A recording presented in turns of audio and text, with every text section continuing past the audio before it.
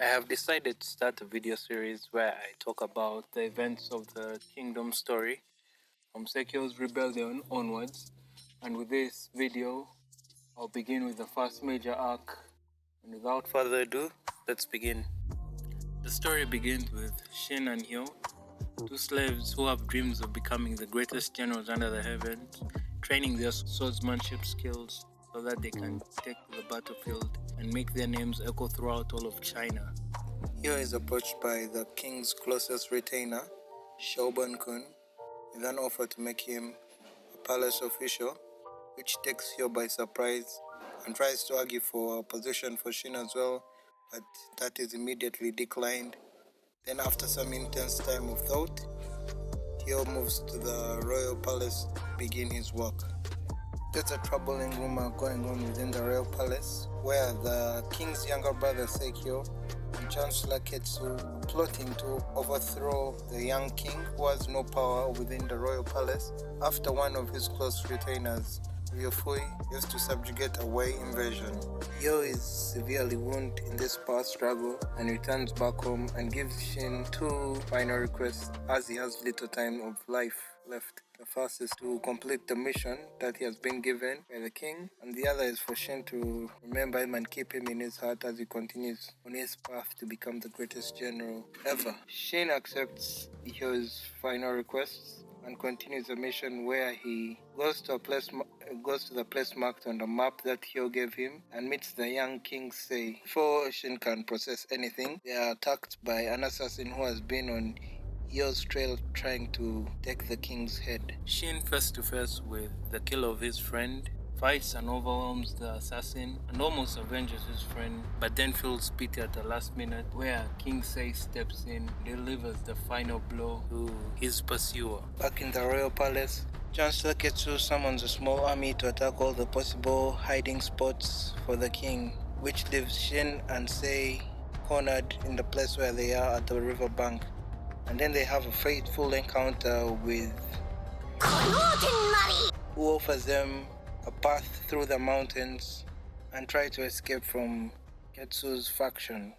Then Sei takes the time to explain his situation and shows them that he's a powerless king who has no sway within the royal court and had to use a body double to escape the clouds of death that were following him within the royal palace. Enraged by Sei's actions, Shin attacks Sei, punching him multiple times in the face until Sei grabs him by the neck and hangs him up and tells him to quit his whining and make a choice if he's going to follow him or go back to the village and live his life as a slave. So only one of those options helps Shin get closer to his dream of becoming a great general. With that, Shin, Sei, and Karyoten traveled together to the designated location where they were supposed to meet up with Shogun-kun, the king's closest retainer. And meanwhile, back at the royal palace, we see that Chancellor Ketsu is sending more assassins to attack the king. We also find out that the escape plan for the king wasn't successful because of the meddling of the great general Oki, who attacked Shogun-kun and his caravan as we were trying to get the body double out of the royal palace safely. Shin, Sei, and Ten arrive to the meeting spot before Shogun-kun, and then Sei tells them the story of King Bokugo, the benevolent king who loved all people equally and made an especially strong bond between the mountain people of Shin. The assassin sent by Chancellor Ketsu manages to catch up with Shin, Sei, and Ten. Shin holds him off until Shogun-kun arrives and delivers the final blow. After this, we then understand and find out the true nature of King Sei's battle, and it's not just a fight with Chancellor Ketsu and his brother, but also he has a third opponent in Chancellor Ryofui, who also has ambitions of becoming the king of Shin. With very few allies nearby, they brainstorm and think of any other potential allies that they could go to help them reclaim the throne, and one comes to mind: the mountain people. And at the same time, Shin learns of Hyo's heroics as they were cut off from Shogun-kun after General Oki's attack, and then attains a new goal of how to become a soldier despite his status. Sei and his retainers ascend the mountains so that they can come in contact with the mountain people and propose an alliance but they're immediately surrounded and captured by a tribe of mountain people, who then take them to their capital, where they are to be judged for the transgressions of the people of Shin against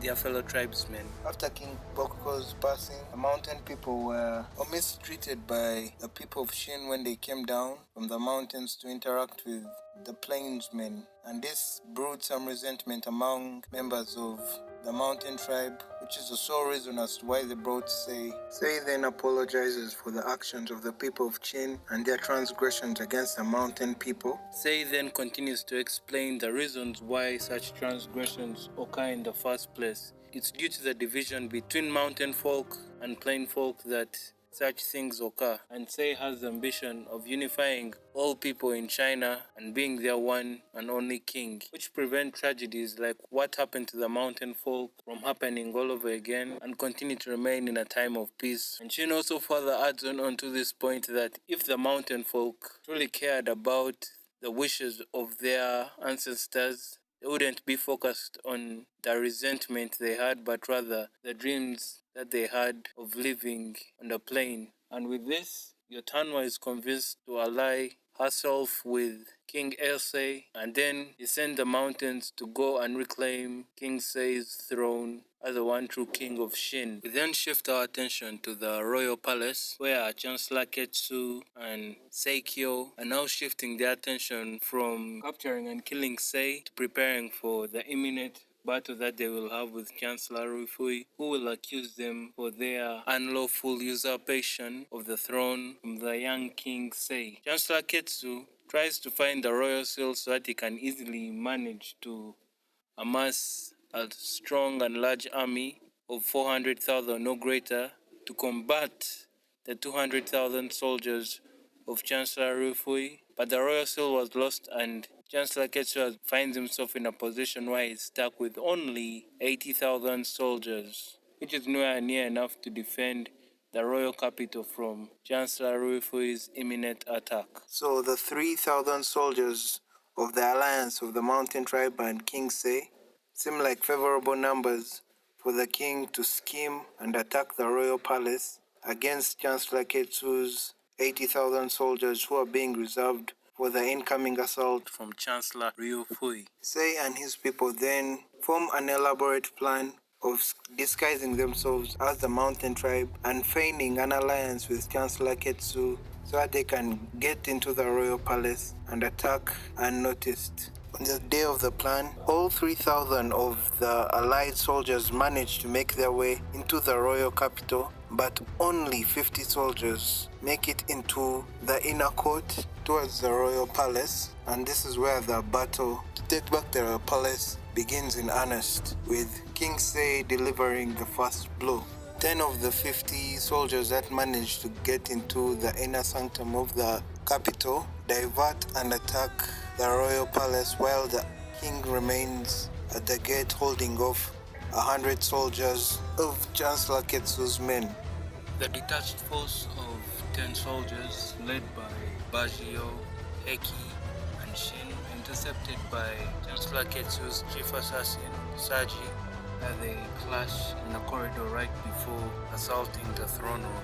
Shin, with the help of Heki, manages to defeat Saji and proceed to the throne room without any major inconveniences. Meanwhile, back outside, Sei manages to keep the morale of the 40 remaining soldiers fighting against the 100 soldiers guarding the gate to the royal palace and holding firm. Shin, Baji, and Heki make it to the throne room, where they begin their assault on the throne room by fighting Seikyou's gorilla human pet, Rankai, which they managed to overwhelm using the power of teamwork.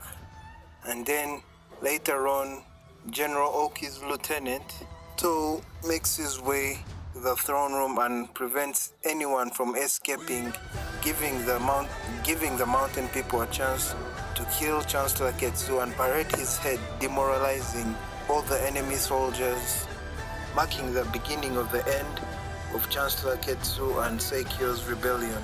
General Oki appears before King Sei to inquire and find out what kind of king Sei intends to become, with which he responds by telling him that he is going to be the one and only king of a united China. This amuses General Oki, who leaves the revolt without causing any major disturbances, except for killing one of the commanders of Chancellor Ketsu. I forget that guy's name. You see it probably on that manga panel that I'll show you. Seikyou, who managed to run and escape from the throne room, finds himself in front of King Sei, who immediately punishes his young brother for his foolish acts and imprisons him, and then later goes on to reclaim his throne as the true king of Shin. And at the end of it all, we find out Karyoten is actually a girl. The mountain people return back home to continue to establish themselves, and as for Shin, is rewarded with a house, some land, and a family register for his heroics during the entire rebellion and the time spent with King Sei. This enables him to enlist and join the army, which is one step closer to his goal of becoming a great general. So what I've given you is just a brief summary of the events of Seikyou's rebellion, which is the first major arc in Kingdom, and I do plan on doing more videos like this about all the major arcs in Kingdom until I'm caught up, and then I'll see what other ideas I try to push out. If you're interested in more Kingdom content, sub to the channel, and with that, I'll see you in the next one. Kevin, you're an idiot. Stay with me, you could find out. Shawty bad, but I don't need her right now. Out she busy cooking in my hideout. She a girl, but she chilling with me somehow. Now, stick with me, you could find out.